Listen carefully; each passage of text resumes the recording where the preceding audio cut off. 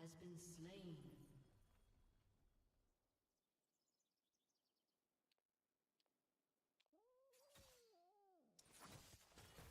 I could tell you wanted a brave and powerful warrior by your side. The face is identical to mine. I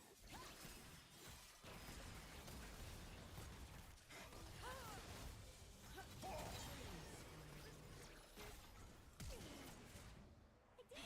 I knocked it over! 3. Now that is what I want to see. Rampage. Do you want me to bury that?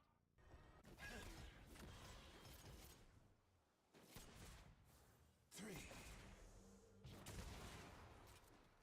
I'll stick with you.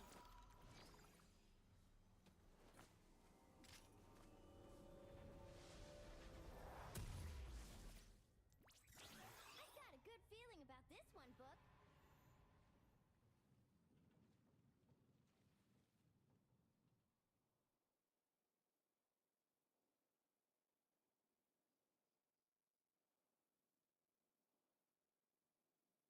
An enemy has been slain. Use this great power that we built together. It's really called Peace Through Strength, and it's been very, very effective.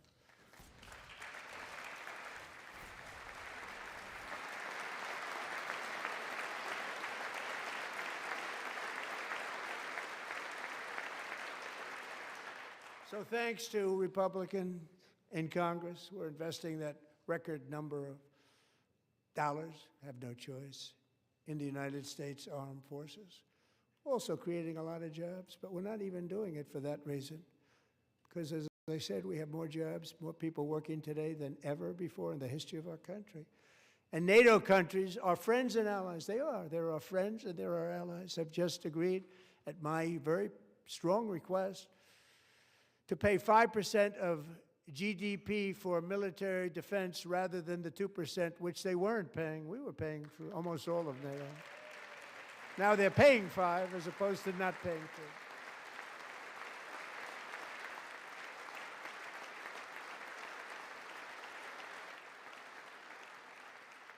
2. And getting that 5% was something which everyone said would never be done, could not happen. We got it really easily with one meeting. And big difference between 2% that's not paid. We were paying the freight of many of them. Very few were paid up. Now 5%, then they're paid. And everything we send over to Ukraine is sent through NATO, and they pay us in full. They pay us totally in full. Every branch of our armed forces is setting records for recruitment. This is so exciting. And every service member recently.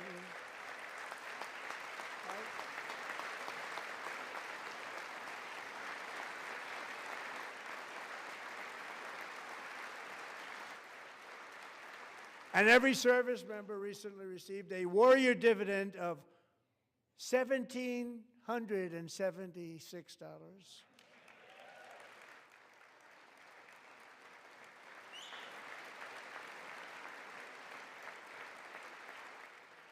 You know, they put it on my desk. We got the money from tariffs and other things, a lot of money we have. We have much more money than people understand. Have to rebuild that program a little bit, but it won't take long.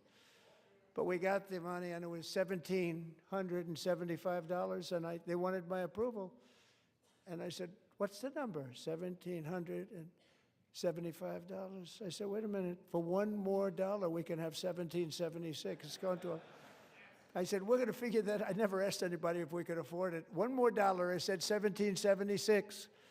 And I said, that's good. And I'll tell you what, our military, that was 4 months ago, our military, I never see a person in the military that doesn't thank me for it, so we're honored to do it. They deserve it. And we call it 1776. It was great. And we love our military. We love our law enforcement. We love our firemen. You know, the firemen don't get mentioned enough. We love our firemen. We're also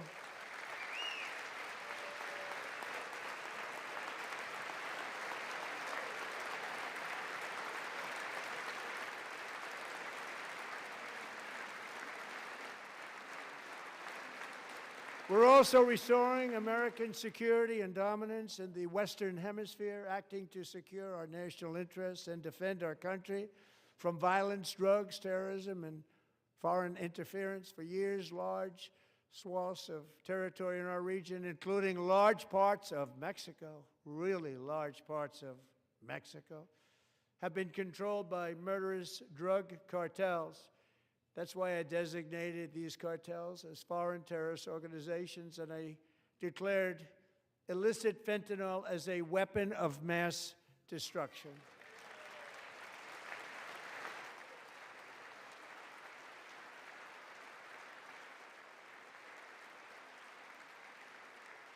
And with our new military campaign, we have stopped record amounts of drugs coming into our country and virtually stopped it completely coming in by water or sea. You probably noticed that. We very seriously damaged their fishing industry also. Nobody wants to go fishing anymore. We've also taken down one of the most sinister cartel kingpins of all. You saw that yesterday. In January,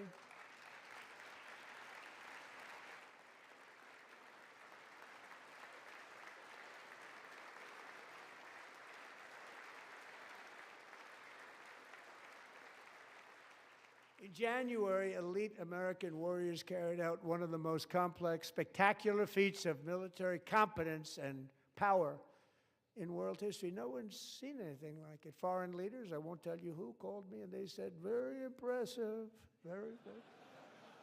They couldn't believe, they all watched, they saw what happened. This is a different fighting force that we had years ago when we fought to tie. You know, it's a great fighting force. I'm so proud of it. Look at Space Force. Space Force is my baby, because we did that. My baby is becoming so important.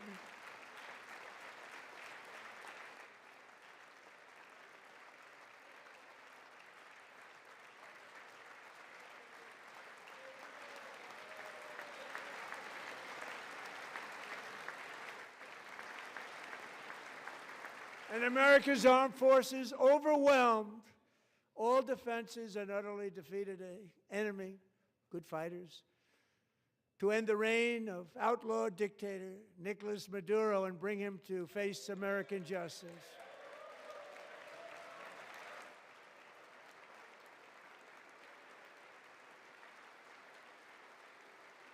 And this was an absolutely colossal victory for the security of the United States, and it also opens up a bright new beginning for the people of Venezuela. We're working closely with the new president of Venezuela, Delcy Rodriguez, to unleash extraordinary economic gains for both of our countries and to bring new hope to those who have suffered so terribly. They really did suffer. With us tonight is Alejandro Gonzalez. She grew up in a tight-knit Venezuelan family and was especially close to her beloved uncle Enrique. But after Enrique ran for office and opposed Maduro, he was kidnapped by Maduro's security forces and thrown into the regime's really infamous prison in Caracas. Alejandro feared she would never see her uncle again. She feared for her own life also. But since the raid, we have worked with the new leadership, and they have ordered the closure of that vile prison and released hundreds of political prisoners already, with more to come. Alejandro, I'm pleased to inform you that not only has your uncle been released, but he is here tonight. We brought him over to celebrate his freedom with you in person. Enrique, please come down.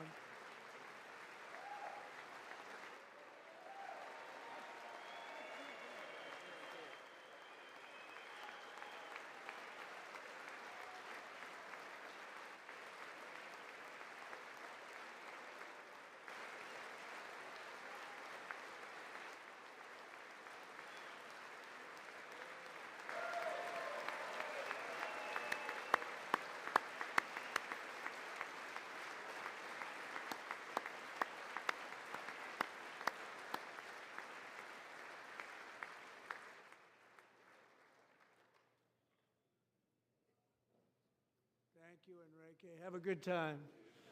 Nice to have you back, Enrique.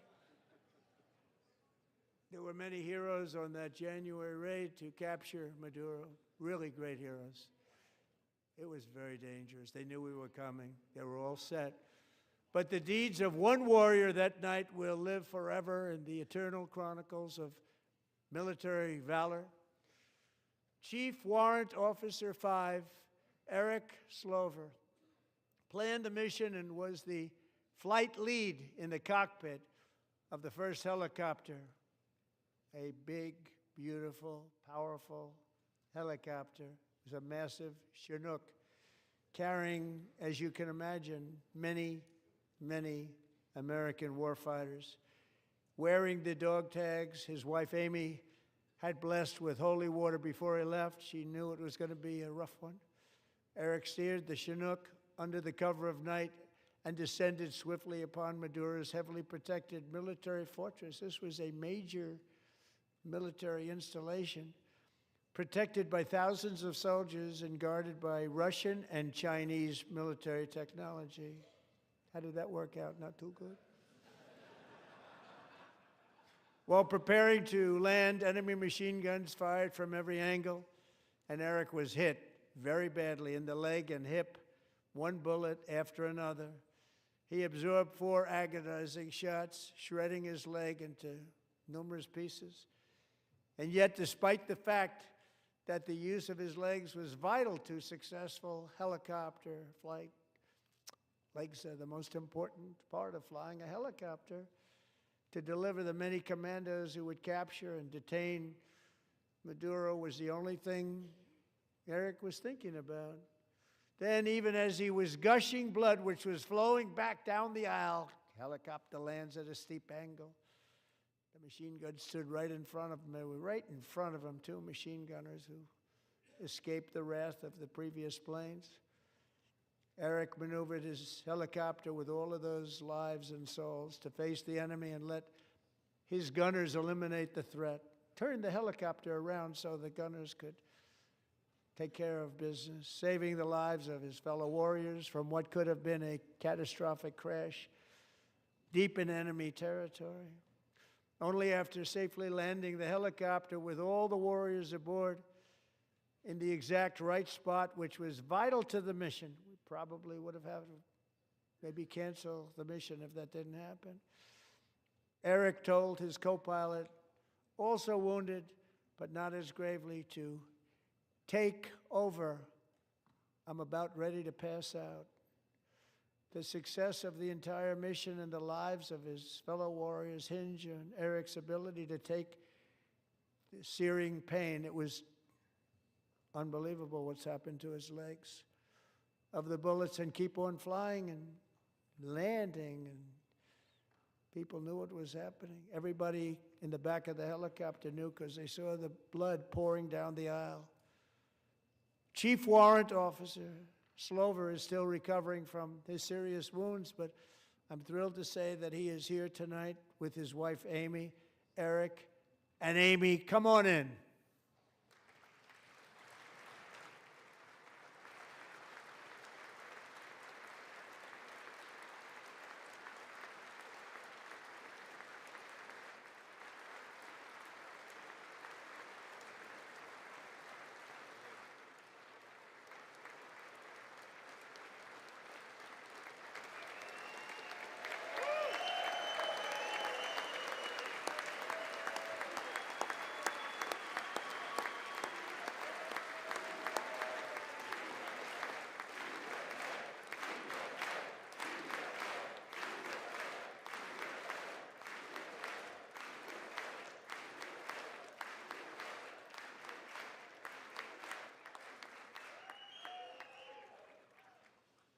So we have a surprise for Eric and Amy. In recognition of Eric's actions above and beyond the call of duty, I would now like to ask General Jonathan Braga to present Chief Warrant Officer Slover with our nation's highest military award, the Congressional Medal of Honor.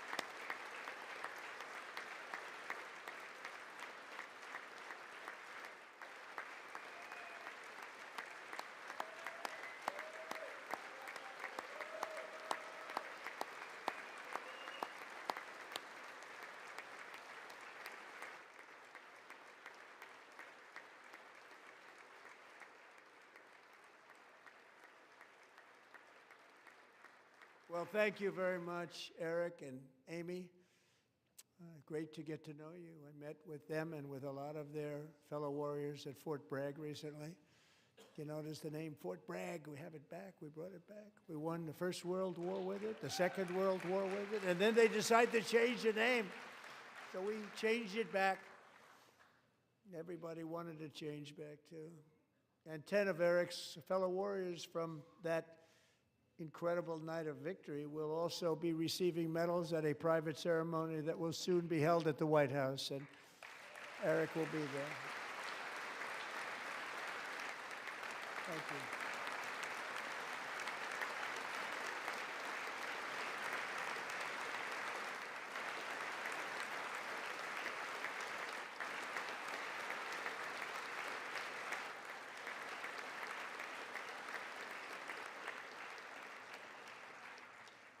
Thank you, Eric.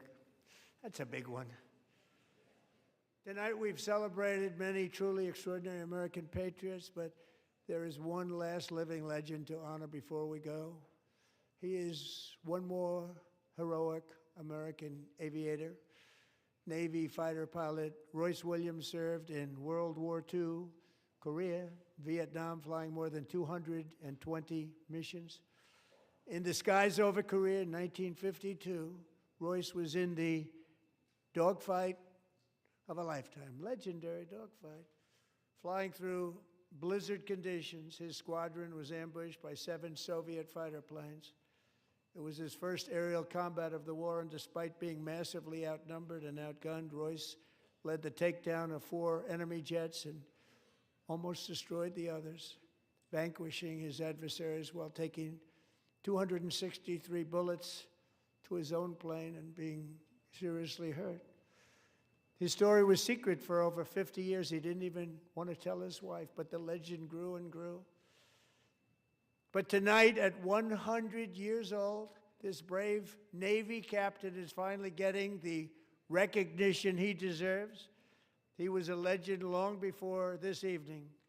Royce, please stand up, and I will ask the First Lady of the United States to present Captain Royce Williams with his Congressional Medal of Honor.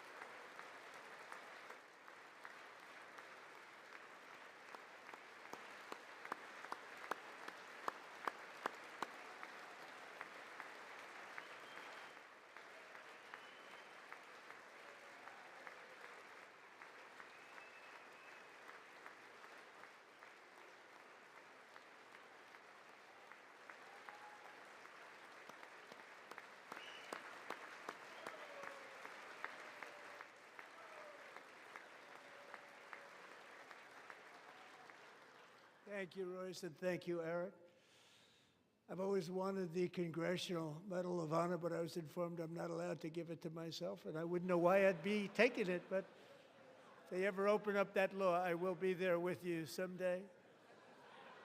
But you know, that's our highest honor, Congressional Medal of Honor, and that's a big thing, and it's an honor to be in the same room with you. Thank you both very much, Eric. Thank you.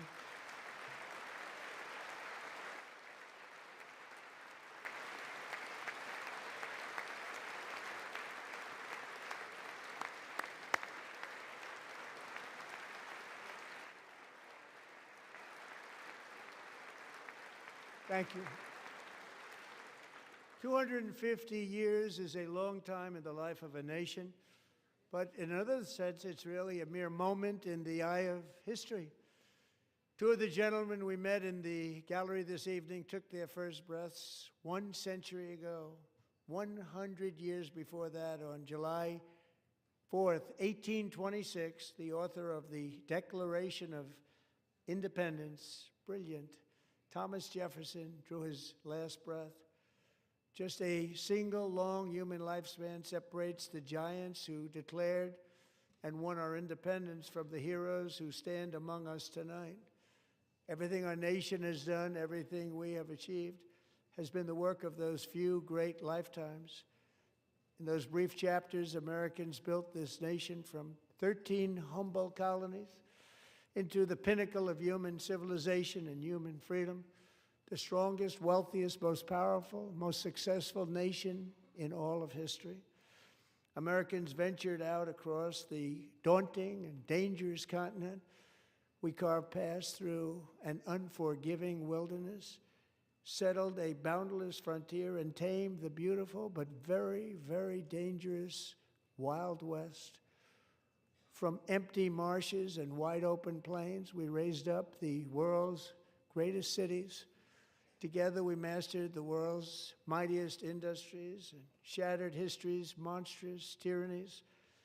And we liberated millions from the chains of fascism, communism, oppression, and terror.